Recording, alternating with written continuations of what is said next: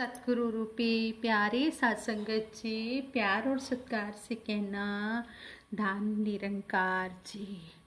सतगुरु माता जी की अपार रहमत हम सब पर बरस रही है। सच्चे पातशाह इसी तरह आप रहमतों की बारिश करते रहना, हमारी झोली खुशियों से भरते रहना।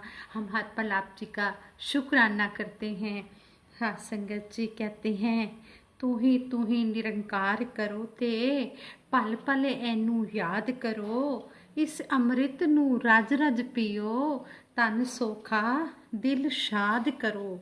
हम हर पल इसी का ही सिमरन करते चले जाएं। हर पल हम इस निरंकार को याद रखें और इस अमृत को, ये नाम रूपी अमृत जो हमें मिला है, इसे हम रज रज के पिएं और हम इस तरह सेवा सिमरन सत्संग करते हुए हर प्रकार की खुशियाँ मानते हुए सतगुरु के चरणों से जुड़े रहें।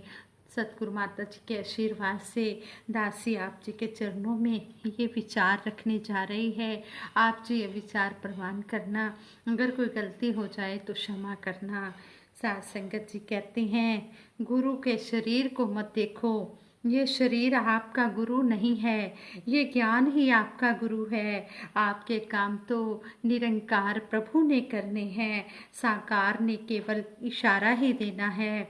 आपने भक्ति निरंकार की करनी है, सिमरन निरंकार का करना है, हर अरदास निरंकार की करनी है। ये बातें हमें युग पुरुष शहंशाह बाबा अवतार सिंह जी महाराज कहते और हमें समझाते कि इस निरंकार से जुड़ना है। साकार और निरंकार एक ही हैं। साकार रूप में सतगुरु मानव रूप में आए हैं, लेकिन ये मानव नहीं है। हमने इनको साधारण बंदा नहीं समझना है। ये सारी सृष्टि का मालिक है, ये परमपिता परमात्मा है।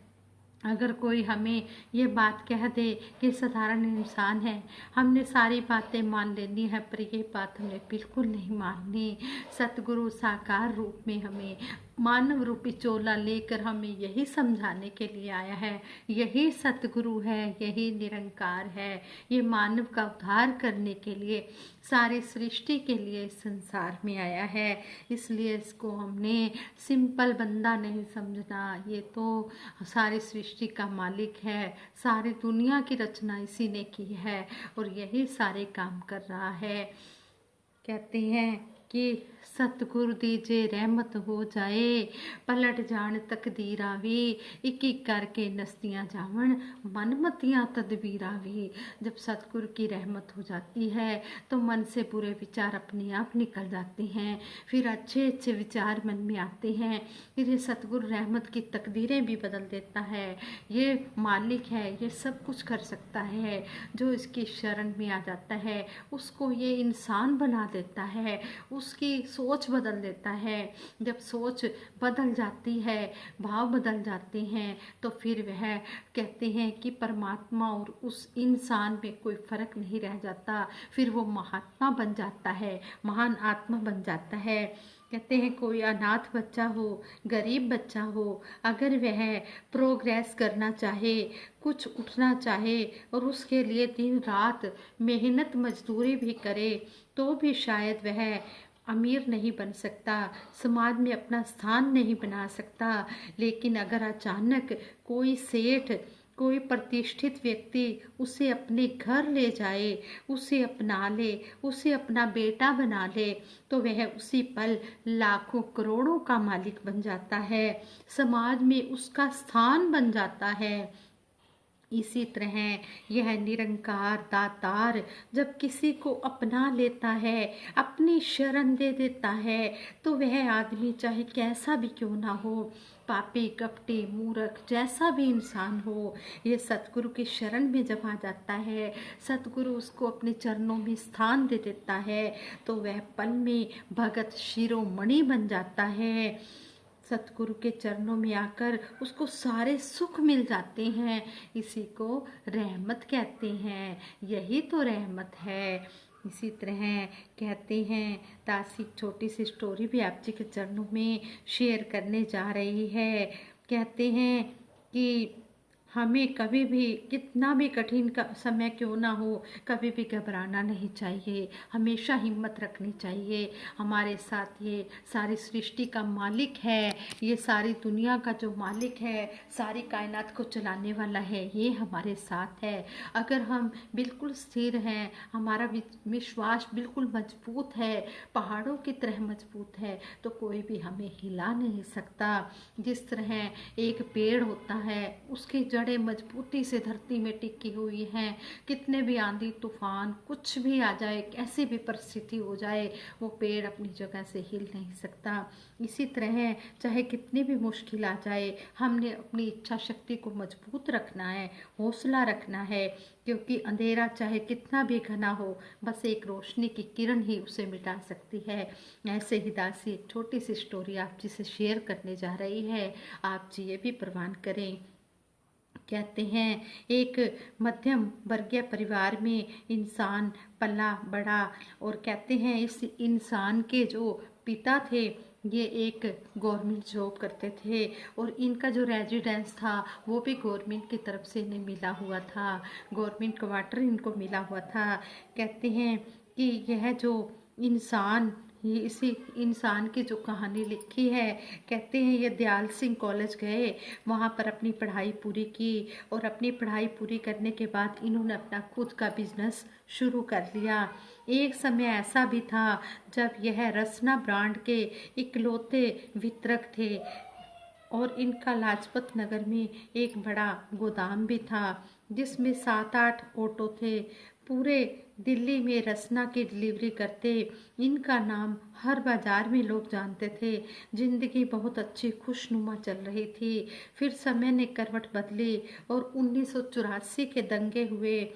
इन्होंने अपना गोदाम, 8 ऑटो, और यहाँ तक कि डीलरशिप भी खो दी। कई खाद्य कंपनियों के साथ काम करने की कोशिश की, लेकिन बात नहीं बनी। फिर इन्होंने एक टैक्सी खरीदी और उसे चलाकर जीवन फिर से शुरू किया। 6-7 साल बाद मंसूरी से लौटते हुए इनका एक भयानक एक्सीडेंट हो गया। 13 दिन कोमा में रहे, देहरादून के एक हॉस्पिटल में रहे, और 13 दिन के बाद इनको होश आया तो पता चला कि घुटने, रिब केज और एक हाथ की हालत बहुत बुरी हो गई थी। सफदरजंग हॉस्पिटल के डॉक्टरों की कोशिश से यह इंसान 3 महीने में ठीक हो गया। इसके बाद 3-5 महीने हैं, 5 महीने तक फिजियो और व्यायाम भी चला। इतने महीनों की लगातार कोशिशों के बाद भी ये अपने पैरों पर तो खड़े हो गए, लेकिन गाड़ी की हालत अभी भी पंचर थी। इसलिए इन्होंने एक ऑटो खरीदा। कुछ साल बाद फिर इन्हें हार्ट अटैक हुआ। फिर समय लगा, पूरी तरह ठीक होने में इन्हें काफ़ी समय लग गया, लेकिन अब यह ऑटो चलाते हैं। कहते हैं कि फिर भी मुस्कुराते रहते हैं, और विनम्रता से यही कहते हैं कि सच्चे बादशाह तू जिवें चलावें, सानू चलना आ जाए, तेरा केहा पातशाह सानू मनना आ जाए। जैसी भी रजा हो तेरी, राजी रहे दाता, जोड़ा है तूने जो जुड़ा रहे नाता। फिर भी ये भगवान का शुक्रिया अदा कर रहे हैं, इस निरंकार का शुक्रिया अदा कर रहे हैं कि सच्चे पातशाह बस हमें इतनी शक्ति देना कि जैसी भी परिस्थिति आ जाए, हमारी मनोस्थिति एक जैसी रहे। इस तरह कहते हैं कि इस कहानी को पढ़ने के बाद, सुनने के बाद हमें एहसास हुआ कि जब हमारे सिर के ऊपर सतगुरु निरंकार का हाथ है, तो फिर चाहे कितनी भी बड़ी से बड़ी कठिन परिस्थिति आ जाए, हमने बिल्कुल भी घबराना नहीं है, क्योंकि ये सतगुरु हमारे साथ है। हर मुश्किल का हल सतगुरु है। आज भी सतगुरु है, कल भी सतगुरु है, और पहले भी सतगुरु सी, हर समय सतगुरु हमारे साथ है। इस तरह हमने किसी भी परिस्थिति से घबराना नहीं, हमेशा इस सतगुरु निरंकार का सहारा लेना है। यही हमारा सबसे बड़ा सहारा है। दुनियावी सहारे सब मतलब के होते हैं, सब झूठे होते हैं, लेकिन यही एक सच्चा सहारा हमें सतगुरु निरंकार का मिला है। सतगुरु माता जी के चरणों में यही अरदास है, सच्चे पातशाह जिस तरह आप जी ने हमें अपने चरणों में बिठाया है, इसी तरह अंतिम श्वास तक अपने चरणों में बिठा के रखना। हमेशा हमारे सिर पर अपना हाथ याद रखना और स्वली नज़र रखना। आगे एक और छोटी सी स्टोरी आप जी के चरणों में दासी शेयर करने जा रही है कि इसमें हमें यही समझाया गया है कि हमने हर पल हर एक का भला ही करते चले जाना है। हमने हर एक का भलाई करते चले जाना है। मंगना है भला सब दाता तेरे द्वारे तो हर बिगड़ी बन जाती तेरे एक इशारे तो। जब हम भला मांगते हैं तो अपने आप हमारा भला होता चला जाता है। इस तरह कहते हैं कि अगर हम दूसरे का भला मांगते हैं तो अपना भला हमारा अपने आप हो जाता है।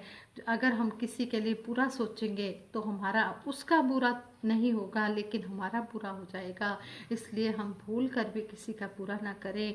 हर जर्रे विच सूरत तेरी हर पत्ते ते तेरा ना, ये हर एक में समाया हुआ है।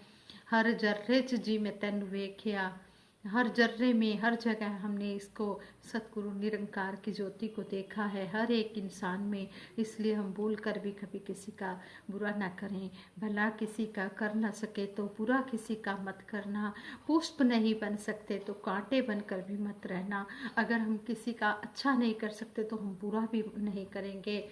ऐसा हमें सतगुरु समझाते हैं कि हमने हमेशा भला ही भला मांगते चले जाना है, भला ही करते चले जाना है। ऐसे ही एक दासी स्टोरी पढ़ रही थी। इस स्टोरी में यही समझाया गया कि एक कंपनी की हर दीपावली के एक दिन पहले एक पार्टी और लॉटरी आयोजित करने की परंपरा थी। एक कंपनी में दिवाली के एक दिन पहले एक पार्टी और लॉटरी आयोजित करने की परंपरा थी। लॉटरी ड्रा के नियम इस प्रकार थे कि हर एक वर्कर एक फंड के रूप में 100 रुपये का भुगतान करता है। कंपनी में 300 लोग थे, यानी कुल 30,000 रुपये इकट्ठे किए जा सकते हैं और विजेता सारा पैसा ले जाता है। लॉटरी ड्रॉ के दिन ऑफिस चहल पहल से भर गया।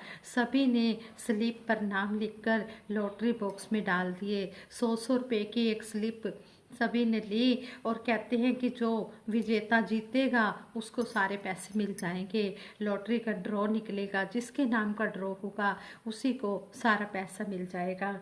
तो सभी ने 100 रुपये की पर्ची स्लिप कटवाई। सभी ने उसमें जो उनका ड्रॉ की जो बॉक्स था उसमें स्लिप अपना नाम लिख कर डाल दी।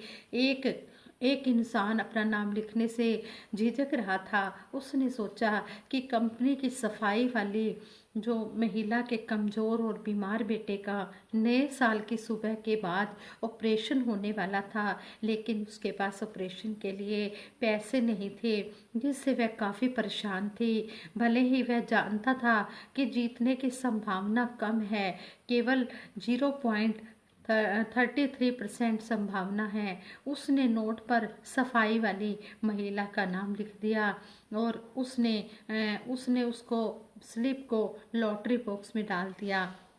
कहते हैं कि वह पल भी आ गया। बॉस ने लॉटरी बॉक्स को हिलाते हुए उसमें से एक पर्ची निकाली। वह आदमी भी अपने दिल में प्रार्थना करता रहा, इस उम्मीद से कि सफाई वाली महिला पुरस्कार जीत सकती है। तब बॉस ने ध्यान से विजेता के नाम की अनाउंसमेंट की और लो चमत्कार हुआ। विजेता सफाई वाली महिला निकली। ऑफिस में खुशी की लहर दौड़ गई और वह महिला जब पुरस्कार लेने के लिए तेजी से स्टेज पर पहुंची, वह फूट फूट कर रोने लगी और कहा, मैं बहुत भाग्यशाली और धन्य हूँ। इस पैसे से मेरे बेटे को अब आशा है। इस चमत्कार के बारे में सोचते हुए वह आदमी लॉटरी बॉक्स की ओर बढ़ा। उन्होंने पेपर का एक पीस निकाला और यूं ही उसे खोला। उस पर भी सफाई वाली महिला का नाम था। वह आदमी बहुत हैरान हुआ। उसने एक के बाद एक कागज के पेपर के कई पीस निकाले। हालांकि उन पर लिखावट अलग अलग थी, नाम सभी एक ही थे। वे सभी सफाई वाली महिला के नाम थे। आदमी की आंखों में आंसू आ गए और वह स्पष्ट रूप से समझ गया कि यह क्या चमत्कार है। लेकिन चमत्कारी आसमान से नहीं गिरते, लोगों को इसे खुद बनाना पड़ता है। इसे खुद बनाना पड़ता है। इस तरह कहते हैं कि जब हम किसी की दिल से हेल्प करते हैं, उसके लिए हम दुआ करते हैं, तो कहते हैं कि उसकी जो जो दुखी इंसान होता है, परेशान होता है, जिसको उस समय हेल्प की ज़रूरत होती है, उसकी वो आशा की किरण जग सकती है। इसलिए यहाँ भी हमें सतगुरु माता जी यही समझाते हैं कि हम जितना किसी के काम आ सकते हैं हम उसके काम आए। हाँ, यहाँ पर हमें यही समझाया है कि हमने भला ही भला करते चले जाना है। इस तरह एक और छोटी सी स्टोरी है। कहते हैं एक दिन दोपहर को एक फ्रेंड के साथ एक इंसान सब्जी मार्केट में गया, घूमने के लिए सब्जी मार्केट में गया। अचानक फटे कपड़ों में एक बुजुर्ग आदमी हाथ में हरी सब्जियों का थैला लेकर उनके पास आ गया। जो दो लड़के थे जो आपस में फ्रेंड थे उनके पास आ गया। उस दिन सब्जियों की सेल बहुत कम थी। पत्ते निर्जलित और पीले रंग के लग रहे थे और उनमें छेद हो गए थे, जैसे कि कीड़ों ने काट लिया हो। लेकिन मेरे फ्रेंड ने बिना कुछ कहे तीनों थैलियां खरीद ली। उस बुजुर्ग ने भी लज्जित होकर समझाया, मैंने ये सब्जियां खुद उगाई, कुछ समय पहले बारिश हुई थी और सब्जियां भीग गई थी, ये बदसूरत दिखती हैं, मुझे खेद है।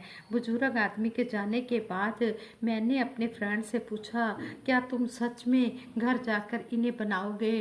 वह मुझे ना कहना नहीं चाहता था। ये सब्जियां अब नहीं खाई जा सकती, तो फिर इसे खरीदने की परेशानी क्यों उठाई? तो जब उस फ्रेंड ने अपने फ्रेंड से पूछा कि अगर ये सब्जियां आप बनाना ही नहीं है आपने, तो फिर आपने उससे ली क्यों, उससे खरीदी क्यों? तो आगे से उसने उत्तर दिया, क्योंकि उन सब्जियों को खरीदना किसी के लिए भी मुश्किल था। कोई भी उन सब्जियों को ना खरीदता, शायद आज उस बुजुर्ग के पास कोई इनकम नहीं होगी, इसलिए वो बेचारा परेशान था।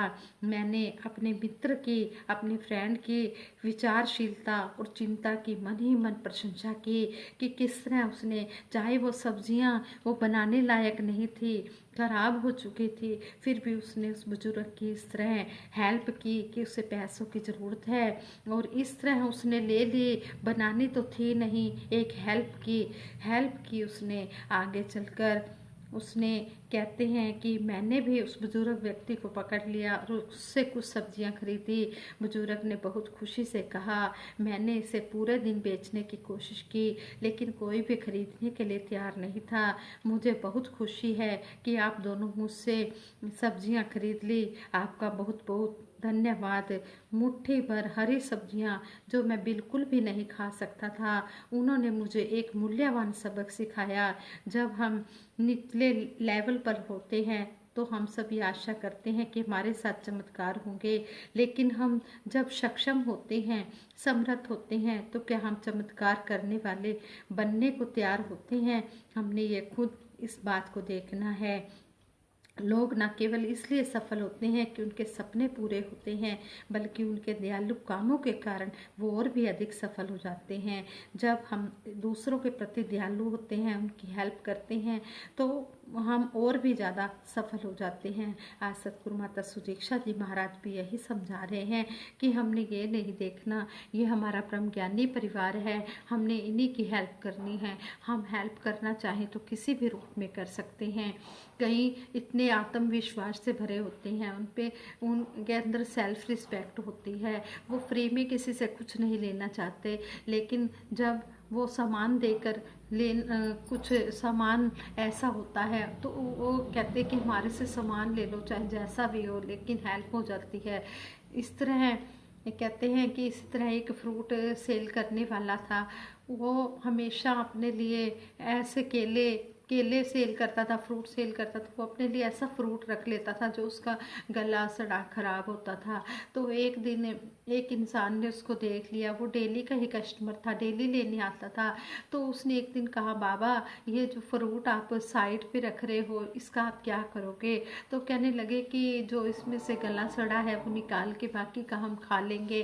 तो उसके मन में एक जिज्ञासा हुई, उसने कहा कि ऐसा करता हूँ मैं, इस तरह तो इसकी हेल्प नहीं करूँगा, करूँगा, इस तरह अगर हेल्प करूँगा इसको तो ये मेरे से फ्री में तो पैसे लेगा नहीं। तो उस इंसान ने जहाँ 1 दर्जन केले लेने थे उसने 2 दर्जन केले लिए और 1 दर्जन उसको दे दिए जो फ्रूट सेल कर रहा था, जो फ्रूट बेचने वाला था, विक्रेता था। कहने लगे कि एक ये दर्जन जो केले हैं ये मेरी तरफ से अपने बच्चों को खिला देना, और 1 दर्जन वो अपने घर ले गए। इस तरह उन्होंने उसकी हेल्प की कि वो भी अच्छा खाए। वो वैसे तो वो अच्छा खा नहीं सकता, उसको यही है कि मैं अपना इनकम कैसे बनाऊंगा, कैसे परिवार का गुजारा करूंगा, लेकिन इस तरह उन्होंने हेल्प की। इसी तरह हम भी जितना किसी के काम आ सकते हैं हम हर किसी की हेल्प करें, चाहे हमारे वो सत्संगी हो या नॉन सत्संगी हो। सारा परिवार ही, सारा संसार ही हमारा परिवार है।